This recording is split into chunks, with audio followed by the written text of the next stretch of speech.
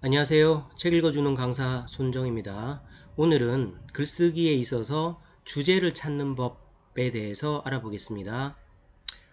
저는 이렇고요. 자세한 사항은 저의 글쓰기 책을 참고하셔도 좋고요. 더 문의사항이나 글쓰기 강의 요청은 메일로 주시면 될 것 같습니다. 자, 글의 주제는 어떻게 도출할까요? 우리가 에세이 한 편, 칼럼 한 편 이런 걸 읽다가 보면 참 별것도 아닌 일상적인 내용, 나도 한 번쯤은 겪었을 만한 평범한 사건 또는 우리 주변에서 벌어지고 있는 시사적인 사건인데요. 거기에서 어떠한 특별한 의미를 도출해서 글을 썼다는 걸 알 수 있어요. 그러면 나도 분명히 저런 사건을 한 번쯤은 겪었고 저러한 현상을 눈으로 봤는데 누구는 글을 쓰고 누구는 왜 글을 못 쓸까 이런 생각이 들 텐데요. 그거의 차이가 바로 평범함에서 어떠한 의미를 도출했는가의 차이입니다. 그 의미가 바로 글의 주제가 되겠죠. 이러한 우리가 겪는 일상적인 사건 이런 거를 우리는 이제 현상이나 경험이라고 해요. 이게 그냥 스쳐 지나가고 있죠. 그죠? 이제 사람의 일생이라는 게 다들 비슷비슷할 텐데 누구는 에세이 작가로 남았고 누구는 책을 못 냈다. 그러면 똑같은 사건에서 누구는 의미를 도출해서 글을 썼다는 얘기가 될 텐데요. 그럼 거기서 어떻게 주제를 도출하냐 하면 이렇게 내가 어떠한 현상을 겪습니다. 경험을 하게 되면 그냥 넘기지 마시고 그러한 현상에 대해서 질문을 한번 던져보세요. 이렇게 저 대상, 저 현상은 어떤 의미일까? 저거 왜 저렇지? 저게 인간 행복에는 어떤 의미일까? 이런 질문을 자꾸 던져보세요.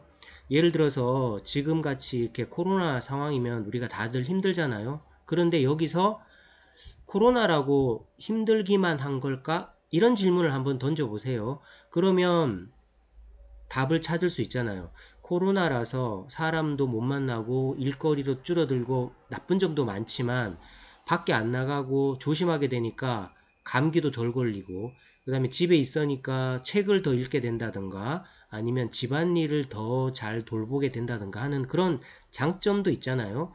그러면 이렇게 어떠한 현상에 대해서 이렇게 질문을 던지고 나면 그 현상은 더 이상 현상이 아니고 바로 이러한 글감, 중심 소재라는 걸로 바뀌게 되죠. 중심 소재로 이렇게 변하고 납니다. 그러고 나면 내가 어떤 답을 찾았잖아요. 코로나라는 현상에 대해서 나쁘기만 한 걸까? 라는 질문을 던졌을 때 코로나는 글감으로 변신하고 그거에 대한 답, 나쁜 것만은 아니더라. 좋은 점도 있더라. 코로나가 언제까지 갈지 모르지만 코로나가 있든 없든 우리는 행복하게 살아야 되는 거잖아요. 그죠? 그러면 코로나 속에서도 행복하게 살려면 그 속에 있는 장점들을 잘 활용해야겠구나. 이런 식으로 주제를 찾아서 글을 쓸 수 있다는 거예요. 그래서 우리가 평범함에서 글의 주제를 찾는 법이란 바로 이렇게 그 일상에서 스쳐 지나가는 현상에 대해서 이렇게 유의미한 질문을 던집니다. 그리고 질문에 대해서 답을 끄집어낸다. 이 답이 바로 내 글의 주제가 됩니다. 이렇게 주제가 노출이 되면 글이란 뭔가요?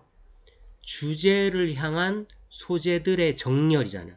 그죠? 그게 바로 글이잖아요. 그러면 코로나라는 게 나쁜 것만은 아니더라. 이걸 쓰려면 어떻게 할까? 어떤 메시지가 내 글에 포함되면 좋을까? 하면은 일단 코로나가 일어나서 나쁜 점들을 좀 써줘야겠다. 그리고 코로나가 일어나서 좋은 점도 좀 써줘야 되겠다. 뭐 이런 식으로 여러 가지 소재를 도출할 수 있잖아요. 그러면 첫 번째, 코로나로 인해서 겪었던 나쁜 점들, 이런 거를 첫 단락에 써줍니다. 그리고 두 번째 단락에는 질문을 제시하는 거죠. 그리고 세 번째 단락에는 나쁘지만은 않더라라는 그런 좋은 사례들을 써주고 마지막 단락에다가는 삶의 자세라든가 그런 거에 대해서 써주면 4단락짜리 글이 될 수 있겠죠. 그죠? 그래서 평소에 이렇게 우리 주변에 일어나는 사건들을 스쳐 보내지 마시고 해보시기 바랍니다. 그럼 내가 만약에 커피에 대해서 글을 쓴다. 그럼 어떻게 주제를 도출할 수 있을까요? 만약에 어떤 현상, 이런 현상이 있습니다. 나는 그 많은 커피 종류들 중에 아메리카노를 좋아한다. 라는 평범한 사건이 있습니다. 그럼 여기다가 질문을 던져보세요. 나는 왜 그 많은 커피 중에 아메리카노를 좋아할까? 이렇게 질문을 던졌더니 이런 답이 나와요.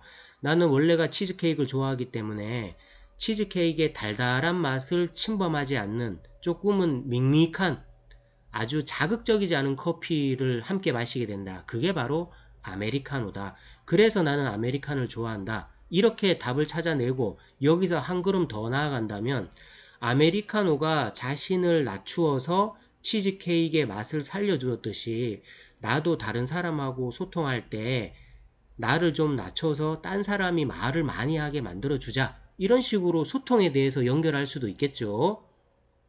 자, 그러면 은유 작가의 쓰기의 말들에서 채소가게 이야기 편의 글을 보면서 어떻게 평범한 소재에서 주제를 끄집어냈는지 한번 보겠습니다. 이거 제가 유튜브에서 한번 한 적이 있을 수도 있는데요. 오늘은 주제 찾기 측면에서 한번 해보겠습니다. 집 앞 버스 정류장 앞에 허름한 가게가 있다. 건물과 건물 사이 천막을 치고 만든 점포니까 번듯한 가게도 아니고 노점도 아니다.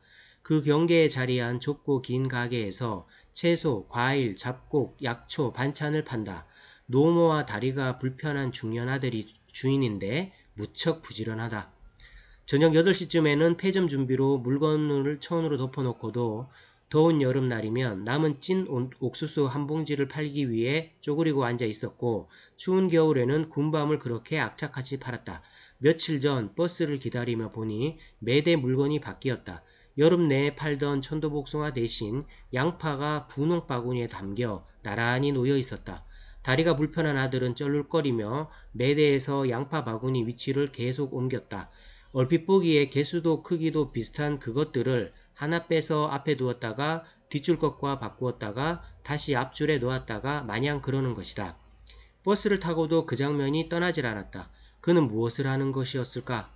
더 좋은 물건을 잘 보이게 하고 사고 싶게 만드는 노력인가?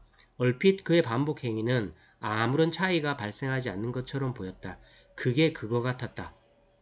그런데 그의 행위는 방금 전까지 내가 하던 짓 아닌가? 별반 다르지 않은 낱말을 주무르고 넣었다 뺐다 문장을 지웠다 살렸다 하는 일과 양파 바구니를 앞줄로 뒷줄로 옮기는 일은 얼마나 다를까? 그 망설임들로 꽉 찬 시간들, 이게 나을까 저게 나을까? 거기서 막 빠져나온 나에게 그의 동작이 낯설지 않았던 것이다. 무의미의 반복에서 의미를 길어내기, 무모의 시간을 버티며 일상에 근력 기르기, 사는 모습이 크게 다르지 않다. 이게 이제 에세이 한 편이잖아요. 이 평범한 사건, 길 가다가 쳐다본 채소 가게 장면을 보고 어떻게 이렇게 좋은 글을 썼을까요? 은유 작가가 이렇게 했을 겁니다. 일상적인 경험, 채소 가게를 봤죠. 보니까 양파 바구니를 계속 옮겼다는 거예요. 여기서 질문을 던진 거예요. 왜 저랬을까? 왜 저럴까? 자기만의 답을 꺼냅니다.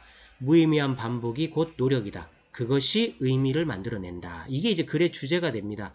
이 글의 주제를 글 한 편으로 펼치기 위해서 이 글 속에는 어떤 메시지들이 어떤 흐름으로 들어가면 좋을까라고 이렇게 개요표를 만들어 봅니다. 그래서 첫 단락에 채소 가게 주인은 악착같이 열심히 사는 그 모습을 써주는 거예요. 두 번째는 의미를 끄집어내기 위해서 무의미해 보이는 일상을 반복한다. 그러니까 이 채소 가게 아저씨의 행동을 해석을 해줬죠. 그리고 나서 자신의 글쓰기와 연결을 합니다. 이러한 세 개의 메시지를 구성하고 이걸 글의 구조로 이름을 붙여보면 경험, 경험 해석, 의미 부여 이렇게 됩니다.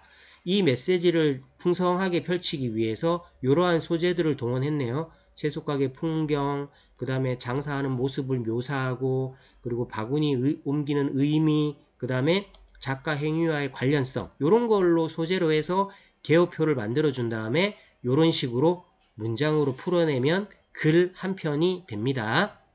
자, 그래서 제가 그동안에 유튜브에서 다뤘던 다른 책들하고 이렇게 글들 이렇게 해보면 이런 1, 2, 3단계로 주제 찾기를 할 수 있습니다. 사건, 질문, 주제. 사건은 제가 제 유튜브에 언급됐던 손은교 작가의 가슴을 두드리는 소리. 거기에서 사건은 벽 너머로 주인 아저씨하고 이렇게 소통했던 그 장면이 사건이고요. 그리고 그 벽 너머로 어떻게 들었을까 질문을 던져보니까 타인의 고통은 가슴으로 들린다 라는 주제를 끄집어냈고요. 채소가게 이야기는 요렇고요. 그 다음에 커피 이야기도 아메리칸을 좋아하는 나는 이거 왜 좋아할까? 그리고 이제 주제는 자기 희생, 양보하는 사람이 되자. 이렇게 할 수 있습니다. 그리고 장영희 작가의 하필이면이라는 에세이도 이제 조카와의 에피소드를 사건으로 해놓습니다. 거기다가 이 상황을 반대로 한번 받아들여 볼까? 이런 질문을 던져요. 이건 이제 읽어보시면 됩니다. 인터넷에 하필이면 장영희 작가 도출하면은 이 글이 나옵니다. 그리고 책을 찾아보시면 돼요. 살아온 기적, 살아갈 기적이라든지 아니면 내 생에 단 한 번 장영희 작가의 에세이집 보시면 나옵니다. 그 다음에 여기에서 주제는 하필 내가 가진 행복이 참 많구나. 이러한 주제를 도출했음을 알 수 있어요.